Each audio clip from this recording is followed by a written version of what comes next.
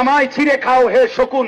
এই কবিতা শহীদ শরীফ উসমান হাদী নিজেই আবৃত্তি করেছিল।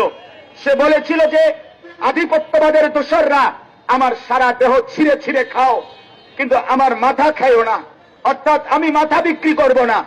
কিন্তু দুশ্মন শহীদ শরীফ উসমান হাদীর মাথায় গুলি করেছে, জীবন দিয়েছে, কিন্তু শহীদ শরীফ উসমান হাদী প্রমাণ করেছে ধিম ধিম বাজে গণ তুন্দুবি দামামা, হাকে ধীর শির দেগা লিহি দেগা আমামা।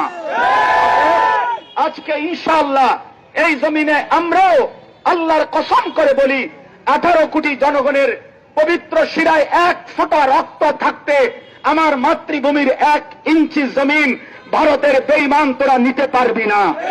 এই জমিন 1 রক্ত নয়, 1 হাদি নয়, লক্ষ কোটি হাদির রক্তের পবিত্র জমিনে প্রয়োজনে খুন ঝরবে, কিন্তু আজাদী থাকবেই থাকবে, থাকবেই থাকবে, থাকবে।